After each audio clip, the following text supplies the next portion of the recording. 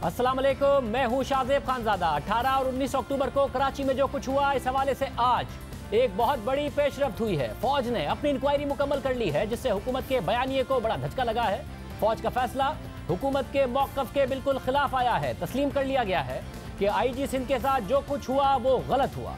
Rangers और ISI के एहलकार मुलव्विस थे और अस्करी क़यादत ने मुतल्लिका अफसरान को उनकी मौजूदा पोजीशन से मुअत्तल कर दिया है, जिसके बाद उनके खिलाफ इदारा जाती कार्रवाई होगी। ये एक बहुत बड़ी पेशरफ्त है। गुज़िश्ता माह होने वाले इस वाक़े ने तनाज़ा खड़ा कर दिया था। इदारे आमने सामने आ गए थे, वफाकी और सूबाई हुकूमत आमने सामने आ गई थी। अपोजिशन ने IG के अगवा को सिंध पर हमला करार दिया था और उसको अगवा कहा था, मगर वफाकी हुकूमत मुसलसल तरदीद करती रही। वज़ीर आज़म IG के अगवा को मजाक करार देते रहे, मगर अब खुद अस्करी क़यादत ने इस मामले के हवाले से एक्शन ले लिया है। ISPR की आज जारी होने वाली प्रेस रिलीज के मुताबिक IG सिंध वाक़े पर शिकायत के इजाले के मामले से मुताल्लिक तहकीकात मुकम्मल कर ली गई है। तहकीकात से पता चलता है कि 18 और 19 अक्टूबर की दरमियानी शब रेंजर्स और सेक्टर हेडक्वार्टर्स ISI कराची के अफसरान मिज़ार क़ाइद की बेहुरमती के नतीजे में पैदा होने वाली सूरत हाल से निमटने में मसरूफ थे। कानून के मुताबिक फौरी कार्रवाई यकीनी बनाने के लिए उन पर अवामी दबाव बढ़ रहा था। कशीदा सूरत हाल में ऑफिसर्स ने अवामी रद्द अमल में पुलिस का रवैया सुस्त पाया। ISPR के मुताबिक पुलिस के इस रद्द अमल को देखते हुए ISI और रेंजर्स अफसरान ने कार्रवाई का फैसला किया, वो भी जज्बाती तरीके से। बेशक अफसरान इतने तजर्बाकार थे कि इस सूरत हाल में ज्यादा दानिशमंदी से काम ले सकते थे और ऐसी गैर जरूरी सूरत हाल पैदा करने से गुरेज किया जा सकता था, जिसकी वजह से दो रियासती इदारों के दरमियान गलत फहमी पैदा हुई। ISPR के मुताबिक वाक़े के मुतालिक अफसरान को अपनी मौजूदा जिम्मेदारियों से हटाने का फैसला किया गया है। अफसरान की मजीद महकमा जाती कार्रवाई करने के लिए उन्हें ओहदों से हटा दिया गया है। तहकीकात मुकम्मल हो गई हैं और अब एक्शन लिया जा रहा है। इस पर पीपल्स पार्टी के चेयरमैन बिलावल भुट्टो जरदारी का रद्द अमल सामने आया। बिलावल भुट्टो जरदारी ने कहा कि आर्मी चीफ के इस इक़दाम को हमें वेलकम करना चाहिए। इस किस्म के एक्शन और फैसलों से इदारों की साख में इजाफा होता है। मुझे ये खुशखबरी मिल रही है कि चीफ ऑफ आर्मी स्टाफ ने इंक्वायरी भी किया, इंक्वायरी मुकम्मल हो चुका है और एक्शन भी लिया चुका है। इस स्टेप को हमें वेलकम करना चाहिए। इस किस्म से एक्शन से इदारों के इंटेग्रिटी में इजाफा होता है और जमहूरी तरीक़ाकार यही है कि जो भी गलती हो उसकी तहकीकात हो और अगर किसी से गलती हुआ हो उसके खिलाफ एक्शन लिया जाए। हम उम्मीद करते हैं कि ये शुरुआत है और इसी सिलसिला को हम आगे लेके चलेंगे। जमहूरियत के लिए, पाकिस्तान के लिए हमें सब मिल के काम करना पड़ेगा। बिलावल भुट्टो जरदारी ने खैर मकदम किया है, जबकि साबिक वज़ीर आज़म नवाज शरीफ ने इस रिपोर्ट को मुस्तरद कर दिया है। आज ट्वीट करते हुए नवाज शरीफ ने मौक़िफ़ इख्तियार किया कि कराची वाक़े की इंक्वायरी रिपोर्ट असल हक़ाइक़ पर पर्दा डालने की नाकाम कोशिश है। खुद को बचाने के लिए जूनियर अफसरान को कुर्बान करने की ये रविश काबिले मजम्मत है। Report rejected. ये बड़ा अहम बयान है और जाहिर है ये 4 साल पहले उस बयान की याद दिलाता है जो कि DG ISPR की तरफ से, उस वक्त DG ISPR की तरफ से ट्वीट किया गया था और डॉन लीक्स के हवाले से रिपोर्ट को रिजेक्ट किया गया था। आज नवाज शरीफ ने इस हवाले से मौक़िफ़ दिया है। इस वक्त नून लीग पाकिस्तान की जो क़यादत है वो क्या सोच रही है, ख्वाजा आसिफ साहब हमारे साथ मौजूद है। ख्वाजा साहब बहुत शुक्रिया हमें शो में ज्वाइन करने के लिए। ख्वाजा साहब, नवाज शरीफ साहब ने कहा है कि जूनियर अफसरान को कुर्बानी का बकरा बनाया गया। ISI का ब्रिगेडियर अब जूनियर अफसर तो नहीं होता, सेक्टर कमांडर होता है। इतना बड़ा फैसला आया, नवाज शरीफ साहब कह रहे हैं कि स्केपगोट किया गया है, मुस्तरद कर रहे हैं फैसले को। बिस्मिल्लाहिर्रहमानिर्रहीम। शाहज़ेब, 2-4 बातें जो है ना बड़ी इम्पॉर्टेंट हैं इस रिपोर्ट के हवाले से और जो रद्द अमल आए हैं पीपल्स पार्टी का, नवाज शरीफ का, उसके हवाले से। एक तो ये बात है कि ये जो जज्बाती होना या अवामी रद्द अमल के ऊपर रिएक्ट करना, ये चीज़ जो है कहीं भी नज़र नहीं आती। वो अवामी रद्द अमल कहाँ पे था? और एक दूसरी बात यह है कि उसके ऊपर जो FIR दर्ज हुई है उसका कोई जिक्र नहीं है। वो FIR वाला मुद्दई किधर है, वो कौन था? वो PTI के किसी ऑफिस बेयर का भांजा भतीजा था, वो कहाँ गया? यानी टोटल जो बेसिस हैं उस FIR के वो कोलैप्स कर गए। इस रिपोर्ट के बाद जो है वो ज़रूर एक्नॉलेज होने चाहिए थे कि वो सब कुछ झूठ था। और उसके बाद जो गिरफ्तारी जिन हालात में हुई कैप्टन सफदर की, उन हालात में जिस तरह एक चादर चार दीवारी की जो है वो वायलेशन हुई, बेहुरमती हुई, ये बातें जो है ना तिश्नगी, जैसे मैंने लफ्ज किसी और जगह भी इस्तेमाल किया है, वो छोड़ जाता है। अगर ये कंक्लूसिव होती रिपोर्ट जो है तो मेरा ख्याल है ये एक मस्बत कदम होता इस जानब के अकाउंटेबिलिटी जो है वो सिर्फ हमारी नहीं हो सकती। अकाउंटेबिलिटी जो है कोई भी शख्स या कोई भी अदारा या कोई भी जो इंडिविजुअल जो है उसकी हो सकती है। दूसरा ये है कि how come they decided to act on their own, और उन्होंने प्रोविंशियल गवर्नमेंट को बाईपास किया और प्रोविंशियल गवर्नमेंट से पूछा ही नहीं और खुद ही वो एक्ट कर लिया, और वो भी आईजी के खिलाफ, वो भी पुलिस के चीफ के खिलाफ। ये बहुत से सवालात हैं जो एक वैक्यूम या एक जो कहते हैं ना कि खला छोड़ देते हैं इस रिपोर्ट में, और जो उसमें जो तिश्नगी है वो साफ नजर आ रही है। मगर ख्वाजा साहब, किसके मतलब आर्मी चीफ तो अपने इदारे के जो लोग थे जिन्होंने अगर गवर्नमेंट को बताए बगैर कुछ किया और अपने मैंडेट की से हट के काम किया, उन्हीं के खिलाफ कार्रवाई कर सकते हैं ना। तहरीक इंसाफ के एमपीए के खिलाफ या जो तहरीक इंसाफ के रहनुमा थे उनके खिलाफ तो आर्मी चीफ नहीं कार्रवाई कर सकते। बिल्कुल बिल्कुल, लेकिन ये चीज जो है बेसिस तो उन्होंने यही बनाया ना कि अवामी रद्द अमल था। अब वो अवामी रद्द अमल कहाँ था जो खुदा न खास्ता बेगुरमती के मज़ार की बेगुरमती के खिलाफ हुई थी, वो कहाँ पे था? ये मैं समझता हूँ कि ये अगर ये कॉम्प्रिहेंसिव रिपोर्ट होती और सारे जो इसमें लूप होल्स थे उनको कवर करती, और ये ऑन देयर ओन खुद अपनी स्वाबदीद के ऊपर एक्ट करना जो है ना, शाहजेब मैं दुख के साथ ये बात कह रहा हूँ कि वो ये 73 साल से यही एक रवायत चली आ रही है कि दे टेक अपॉन देमसेल्व्स कि हमने ये एक्ट करना है, या ये बंदा गलत है, ये बंदा सही है, ये बंदा हुक्मरानी के काबिल है, ये हुक्मरानी के काबिल नहीं है। तो ये सिलसिला जो है, ये सारा एहतजाज जो है, ये सारी जो मूवमेंट है, पीडीएम का इत्तेहाद जो है, वो इस बात का है कि कानून और आइन की पाबंदी हो, कानून और आइन का जो है एहतराम हो। मगर ख्वाजा साहब, आपका इत्तेहादी तो वेलकम कर रहा है, और बिलावल भुट्टो जरदारी ही ने आर्मी चीफ से बात की थी और पीडीएम की क़यादत ही मुतालबा कर रही थी कि आर्मी चीफ की वो रिपोर्ट आए। अब नवाज शरीफ साहब कह रहे हैं कि कुर्बानी का बकरा जूनियर अफसरान को बनाया जा रहा है, तो क्या नवाज शरीफ साहब क्या चाहते हैं? वो तो नाम ही लेते हैं आर्मी चीफ का, डीजीआईएसआई का जो नाम लेते हैं, क्या वो चाहते हैं उनके खिलाफ कार्रवाई हो इस वाक़े की भी? नहीं, मैं जो पीपल्स पार्टी का ताल्लुक है, वो जो सूबाई हुकूमत के हवाले से उन्होंने इनको वेलकम किया है, बिल्कुल उनका अपना हक है, इसको वेलकम करें। लेकिन ये तमाम जो सवालात इस सारे वाक़े ने जन्म दिए, जिन सवालात को अगर उनको एड्रेस कर लिया जाता तो मेरा ख्याल था कि ये एक बहुत बड़ा हमारे जो हालात हैं उनमें एक बहुत बड़ा माइलस्टोन होता। मेरी अपनी ज़ाती राय ये है कि बहुत बड़ा माइलस्टोन होता। लेकिन मैं फिर भी कहूँगा कि इसको कुछ न कुछ इसमें से जो है ना वो रिजल्ट जो है निकलना चाहिए था। और जो क्या आईएसआई का जो ब्रिगेडियर जो सेक्टर कमांडर होता है या फिर रेंजर्स के जो अफसरान हैं, उनसे ऊपर क्या होता? आप क्या चाहते हैं कि क्या किसके खिलाफ कार्रवाई होती है अगर उन्हें हटा दिया गया है, या उनके खिलाफ आप चाहते हैं ज्यादा कार्रवाई हो? मैं किसी खिलाफ कार्रवाई नहीं मांग रहा, मैं तो सिर्फ एक एक्नॉलेजमेंट मांग रहा हूँ। मैं एक सियासी वर्कर की हैसियत से शाहजेब एक्नॉलेजमेंट मांगता हूँ तमाम से, पाकिस्तान के तमाम जो तबकात हैं, हुक्मरान अशराफिया से एक्नॉलेजमेंट मांगता हूं कि पिछले 73 साल में हमने गलतियां की हैं और हम उन गलतियों को दुरुस्त करने के लिए तैयार हैं। बस मेरी तो इतनी डिमांड है। अगर तो इसमें ये नोटिफिकेशन उसका नहीं, क्योंकि आप ज़ाहिर इदारा जाती डायलॉग की बात करते सबकी, ये जो आज कार्रवाई आर्मी चीफ की तरफ से की गई है, या आप नहीं समझते जो आपका मुतालबा है उसका आगाज ही है? वरना तो 2 साल में जी मैं बिल्कुल आपकी इस बात से इत्तेफाक करता हूं कि ये आगाज हो सकता है, लेकिन फिर भी मैं कहूंगा कि अगर ज्यादा ये कॉम्प्रिहेंसिव होती, ज्यादा जामे होती, तो ये एक बड़ा स्टेप फॉरवर्ड होता। उसको क्या कहते हैं, जॉइंट लीप होता उस तरफ जिस तरफ हम जा रहे हैं, जिस तरफ हमारी जिद्दोजहद जो है, जिस तरफ उसकी सिमत का तयन हुआ है। ये इसमें नवाज शरीफ का फायदा कोई नहीं है, PMLN का या PDM का फायदा कोई नहीं है, इसमें तमाम अदारों का फायदा है। हमारा फायदा है, हमारी आने वाली नस्लों का फायदा है ये तो एक सिंबॉलिक चीज है।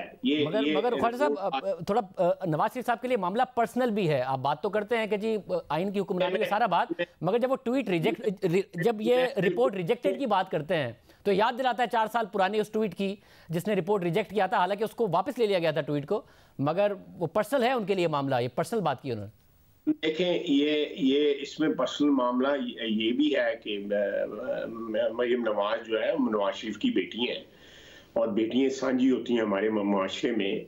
इस तरह उसके कमरे में तोड़ के पुलिस का या रेंजर्स का या जो भी लोग थे उनका दाखिल होना, मेरा ख्याल है कि even in the worst circumstances इन पाकिस्तान में जो है इस तरह नहीं हुआ कि कमरों में प्राइवेट रूम्स में चले किसी ने दीवार फांद ली, दीवार फांद के अंदर चला गया, ये होता रहा है, इस तरह नहीं होता रहा।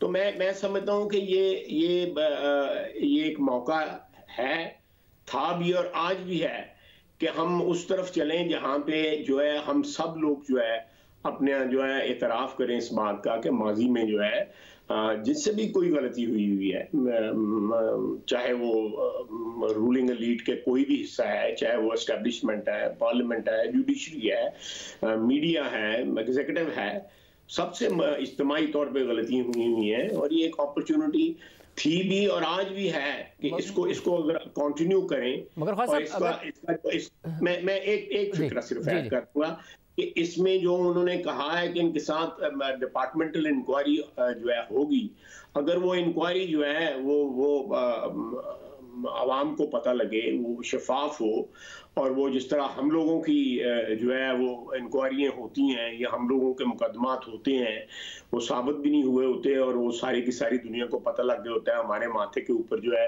वो टीके लगा दिए जाते हैं। तो अगर ये इंक्वायरी अगर हो जाए तो मेरा ख्याल है कि ये जो मियां साहब ने इस पे जो अपनी डिससेटिस्फेक्शन का इजहार किया है उसकी भी मेरा ख्याल है कि कोई ना कोई कंपनसेशन हो जाएगी। मगर नवाज शरीफ साहब, आपके जब नवाज शरीफ साहब ने नाम लिया जलसों में तो इत्तेहादियों के रिजर्वेशन है उस पर, पाकिस्तान पीपल्स पार्टी के तहफुजात हैं उस पर।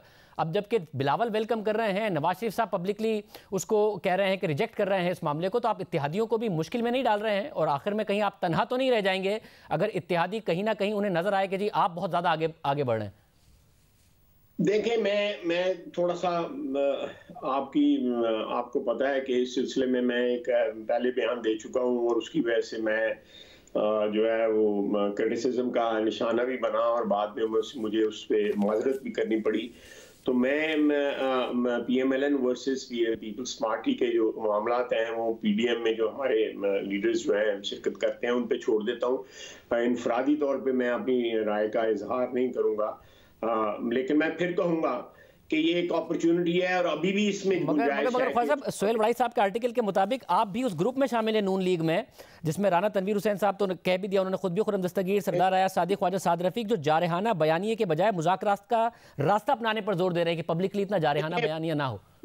मुज़ाकरात का रास्ता जो है कोई भी रिजेक्ट नहीं करता। PDM की जितनी भी जमातें हैं या जितने भी लीडरशिप है वो मुज़ाकरात का रिजेक्ट नहीं करता, लेकिन मुज़ाकरात के कोई बेसिस होने चाहिए, एक ऑनरेबल माहौल जो है क्रिएट होना चाहिए जिसमें हम मुज़ाकरात का आगाज कर सकें। उसमें देखना अब ये हमारी इस वक्त जो हुकूमत है जैसी भी है, मेरा मतलब है सिलेक्टेड है, धांधली की पैदावार है, उसके तमाम तर इस क्राइसिस के मुतल्लिक बयान जो है झूठे साबित हुए। उन्होंने कहा ये वाकई नहीं हुआ, हुकूमत के तर्जुमान ने, प्राइम मिनिस्टर ने जो बयान दिए वो भी झूठ साबित हुए, सब कुछ गलत साबित हुआ। आप बताएं इसकी क्या क्रेडिबिलिटी है, इसको क्यों बैसाखियां प्रोवाइड की जा रही हैं मौजूदा हुक्मरानों को जो है। यानी आप नवाज शरीफ साहब के साथ ही खड़े हैं बयानिए पे और पब्लिकली जो बयानिया है उनका। मैं नवाज शरीफ के साथ मरते दम तक जो है ना साथ उसके साथ खड़ा हूं, इसमें किसी को कोई शक नहीं होना चाहिए। मेरा वो कायद कल भी था, आज भी है और कब्र की जो है दीवारों तक वो मेरा कायद है। बहुत शुक्रिया ख्वाजा आसिफ साहब हमारे साथ मौजूद थे। पीपल्स पार्टीज पर क्या सोच रही है जो नवाज शरीफ साहब ने ट्वीट कर दिया, हालांकि बिलावल ने वेलकम किया था, पीपल्स पार्टी से पूछेंगे। वो रहनुमा हमारे साथ होंगे जो इस वक्त बिलावल के साथ है, एक ब्रेक के बाद।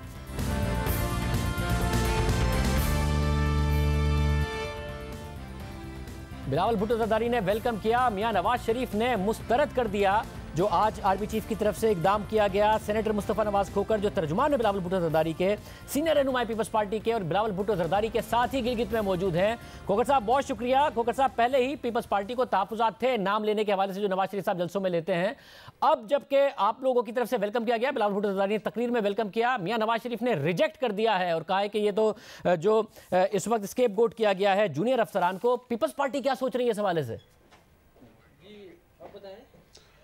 देखिए, जैसे आपने बताया, पाकिस्तान पीपल्स पार्टी के चेयरमैन बिलावल भुट्टो साहब ने अपनी स्पीच के अंदर इसको वेलकम किया, और हमारी जो आपस में गुफ्तगू हो रही थी, हम क्योंकि जलसा में थे, नगर में मौजूद थे हम, तो दूर दराज एक इलाका है, वहाँ पर थे, नेटवर्क्स नहीं थे, कनेक्शंस नहीं थे, लेकिन जैसे ही हमें इतला मिली और जो हमारी गुफ्तगू हुई, उस गुफ्तगू में भी पार्टी के जो और दीगर लोग भी मौजूद थे, उनके साथ सबका ख्याल यही था कि ये जो डिसीजन जो ISPR की जो स्टेटमेंट सामने आई है, और जिस तरह चीफ ऑफ आर्मी स्टाफ ने बिलावल भुट्टो साहब को इस इंसिडेंट के बाद फ़ोन किया था, उन्हें जो यकीन दहानी कराई थी, उसके ऊपर अमल हुआ, और इसके ऊपर हम इसको खुशाइन समझते हैं।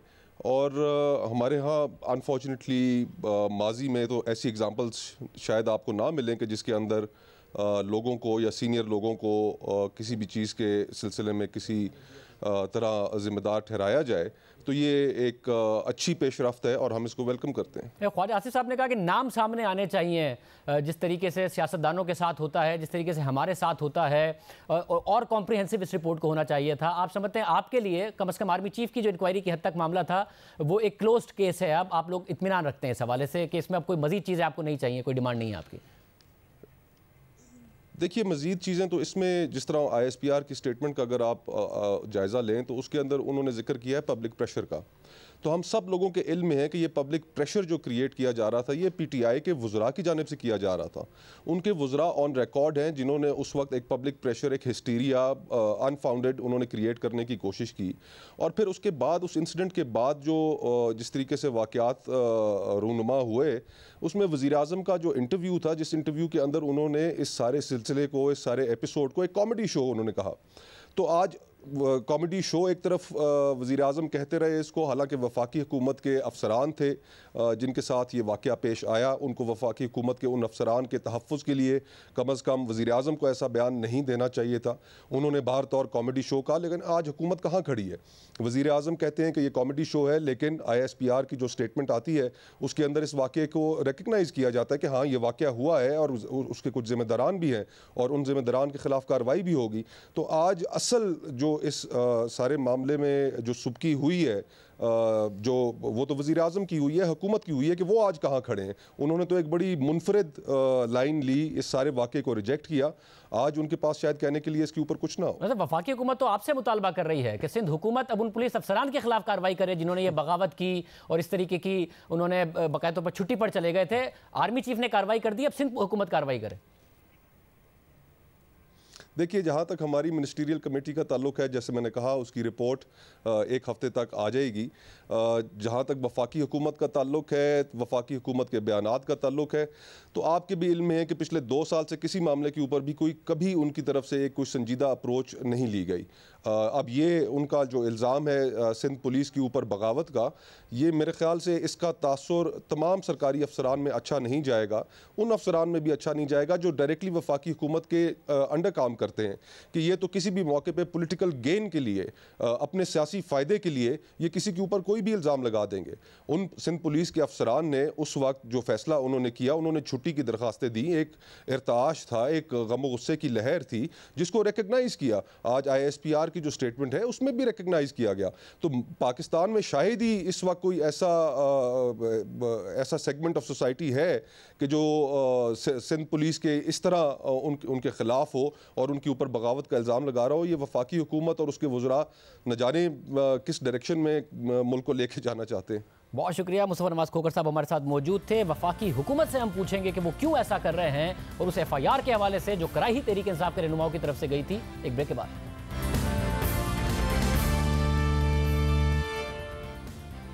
जो बयानिया वफाकी हुकूमत ने सिंध हुकूमत और सिंध पुलिस के खिलाफ बनाया था, आज उसे धचका लगा है। आर्मी चीफ ने IG वाक़े पर तहकीकात मुकम्मल की, अफसरान के खिलाफ कार्रवाई का ऐलान किया गया, मगर इसके बावजूद आज वफाकी हुकूमत ने पुलिस के खिलाफ ही तहकीकात का मुतालबा कर दिया। इस बात को बहुत अप्रिशिएट करते हैं। पाकिस्तान आर्म फोर्सेस का जो अपना सेल्फ डिसिप्लिन और सेल्फ खुद एहतसाबी का जो अमल है वो हरकत में आया और उन्होंने अपने जो 2 ऑफिसर्स थे उनको ओहदों से हटा दिया है। अब दूसरी तरफ आते हैं, सिंध हुकूमत को ये भी बताना है कि उनकी जो पुलिस है, उनके जो आईजी हैं, आया वो इंक्वायरी करेंगे अपने उन ऑफिसर्स के खिलाफ जिन्होंने के एक किस्म की बगावत कर दी थी और पूरे सिंध को उनके रहमो करम पे छोड़ दिया था। वफाकी हुकूमत समझती है कि इस पूरे मामले में मुतासरा फरीक यानी पुलिस के खिलाफ कार्रवाई होनी चाहिए। हालांकि फौज की अपनी इंक्वायरी में वाज़ेह कर दिया गया है कि मुतालिका अफसरान ने जल्दबाजी में फैसला किया, वो बेहतर अंदाज में मामले से डील कर सकते थे। खुद वज़ीर आज़म इमरान खान ने भी आईजी सिंध के अगवा के दावे को कॉमेडी करार दिया। हम तरीन आदमी, मैंने कहा था अगवा हो गया, आपको नहीं पता, एक मासूम आदमी गिरफ्तार हो गया। अगवा कौन हुआ? अगवा वो आईजी सिंध को अगवा किया गया ना। मैं तो इसको एक कॉमेडी समझता हूँ। मैं तो ये जब सोचता हूँ मुझे हंसी आती है इसके ऊपर, ये क्या मजाक हो रहा है।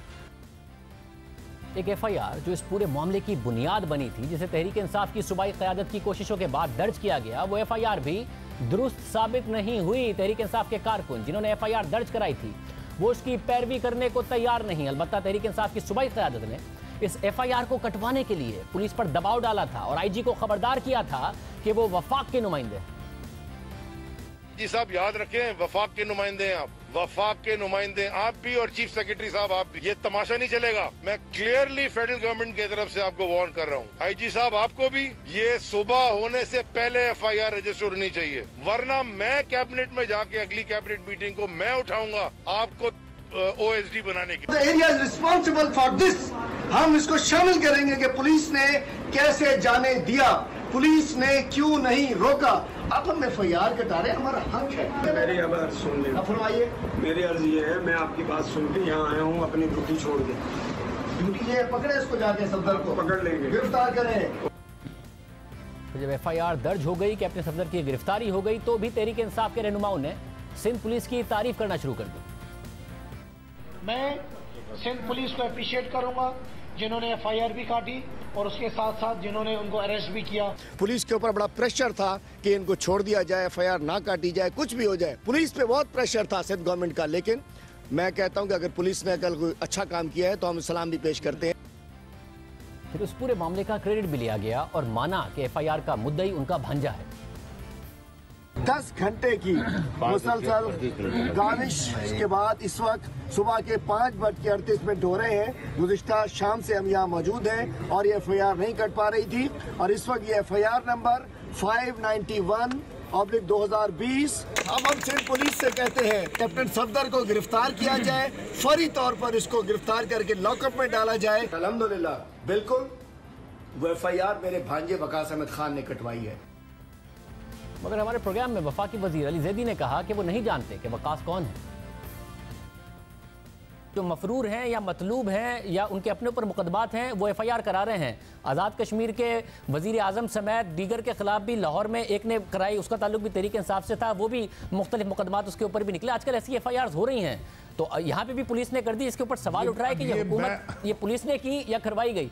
नहीं देखें, मुझे नहीं पता कि मुझे तो ये भी नहीं पता था कि जब तक ये आया नहीं कि ये वकार या वकास या जो भी उनका नाम है ये कौन है।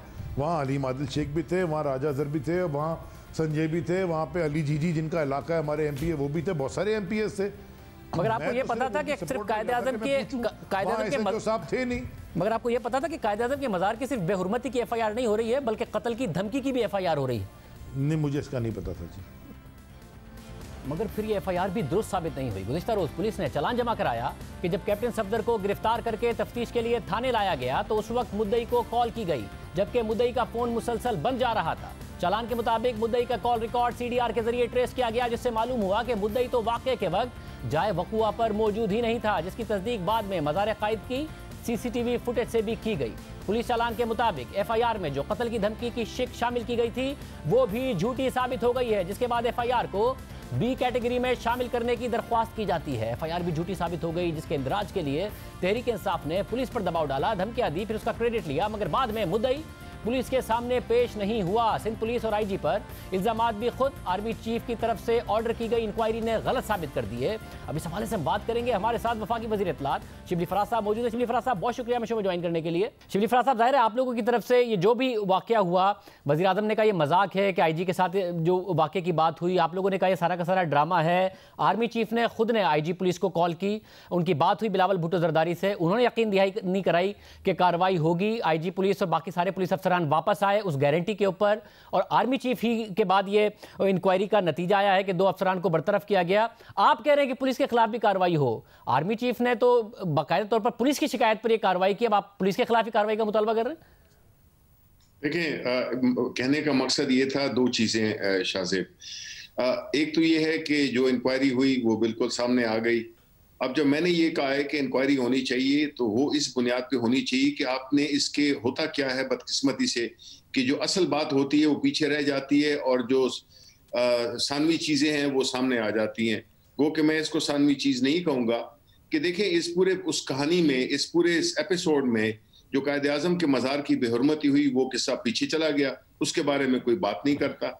और अगर हमने ये कहा है कि पुलिस की इंक्वायरी होनी चाहिए तो उसकी बुनियादी वजह यह है कि जब SHO आपकी FIR दर्ज नहीं करे, जब IG के, चीफ सेक्रेटरी के और जितने भी कंसर्न्ड मिनिस्टर्स हैं वो अपनी घर की लाइटें ऑफ करके और फोन बंद करके बैठ जाएं, तो फिर जाहिर है कि किसी न किसी ने तो एक्शन करना है। तो इस बुनियाद पे कि जो आपके जो IG पुलिस थे तो उनको तो फिर वो करना चाहिए कि जी how could there his force kind of go on a kind of a rebellion.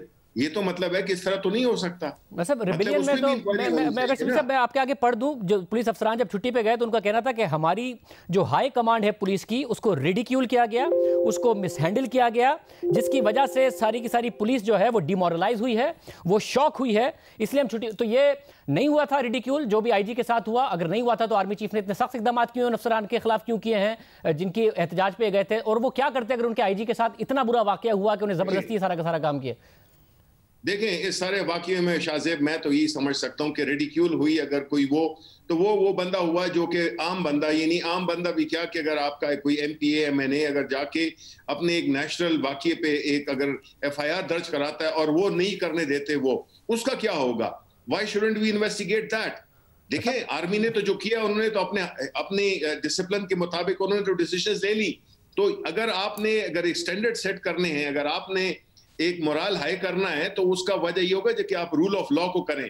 आप ये नहीं है कि ये कोई किसी की कोई जाती जागीर नहीं है, किसी कोई भी वो उसको चाहिए था कि अगर वो FIR नहीं दर्ज कर रहे थे तो क्यों नहीं दर्ज कर रहे थे? मतलब आपके जो इस बात पे नहीं बात होगी, इस बात पे बात नहीं होगी कि कायदे आज़म के मज़ार पे जिसने बेहुरमती की, सिंध हुकूमत ने क्यों नहीं एक्शन लिया, क्यों नहीं फैसिलिटेट किया FIR दर्ज करने के लिए? यानी मजे की बात है कि वाकया जो हो गया, जो बंदा कत्ल हो गया उसको छोड़ दिया, और जो असल जो बाकी चीजें वाकयात है उसकी सीक्वेंस में हुए हैं वो अहम बन गए हैं।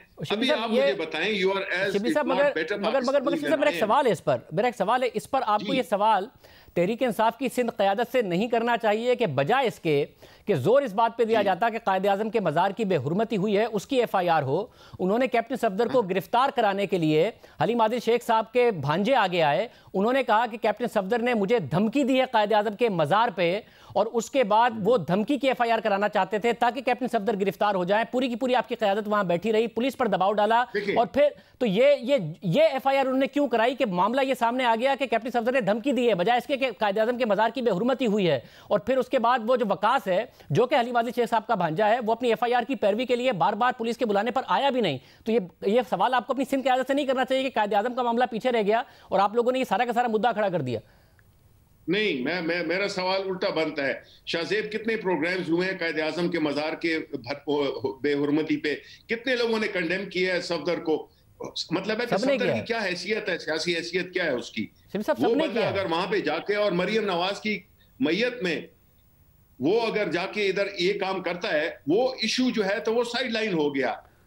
Are these people more important than the Quaid-e-Azam? अगर आप उस दिन की मीडिया कवरेज उठा के देखें तो जब तक ये वाकया नहीं हुआ तो पूरे मीडिया की हेडलाइंस भी और सबकी मजम्मत भी जो कैप्टन सफदर ने किया उस पर थी, चाहे वो पीपल्स पार्टी की क़यादत हो चाहे वो मीडिया हो। मगर रात में ये वाकया होता है और ये इसलिए होता है कि आपकी क़यादत एक FIR कराना चाहती है जो कि झूठी साबित होती है कि कैप्टन सफदर ने मज़ार कायद में हलीम आदिल शेख साहब के भांजे को, जो कि तहरीक इंसाफ का कारकुन, ने धमकी दी है। उस FIR के नतीजे में ये सारा का सारा मामला होता है। तो आपको ये सवाल अपनी सिंध की क़यादत से नहीं करना चाहिए कि फिर वो FIR की पैरवी करे। वकार शाह जो कि भांजा है हलीम आदिल शेख साहब का, उन्होंने सारे के सारे मामले को आप लोगों ने बदल दिया, वरना शाम तक, रात तक पूरी ये कवरेज हो रही थी जब तक कि ये वाकया नहीं हुआ पूरा कैप्टन सफदर की गिरफ्तारी। आप ये कह रहे हैं कि हलीम आदिल शेख इतना अहम है कि उसके वाकई की वजह से आप FIR नहीं दर्ज करा रहे। किसी ने, ये तो कायदे आजम के मज़ार की जो बेहरमती हुई है, यू थिंक के जो आर्मी ऑफिसर्स जो गए थे या जो रेंजर्स के लोग गए थे वो हलीम आदिल शेख के लिए गए थे या वो कायदे आजम के लिए गए थे? कायदे आजम पे वो अपसेट हुए। आपने अगर पूरा पढ़ा हो तो उसमें लिखा है कि ऑफिसर्स वर सो इनरेज्ड,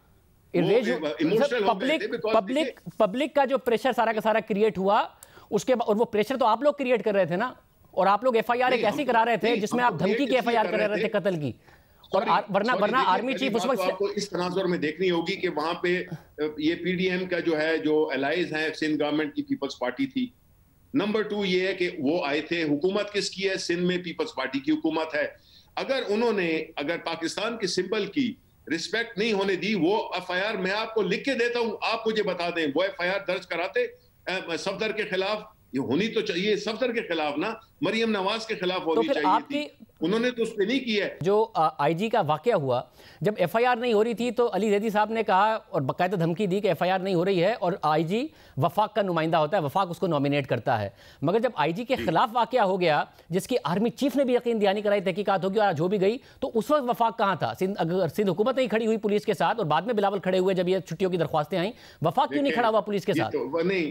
नहीं शाहजेब, विद ड्यू रिस्पेक्ट, ये आप बात का बतंगड़ बना रहे हैं। विद ड्यू रिस्पेक्ट, देखिए मैं आपको ये कह रहा हूं कि देखिए, आप किसी तरह से भी अगर फेडरल गवर्नमेंट को, इमरान खान को घसीटना चाहते हैं सिंध के मामले में, you can do that, but there he has no relevance there. उनका कोई ताल्लुक नहीं बनता सिंध के मामलात में।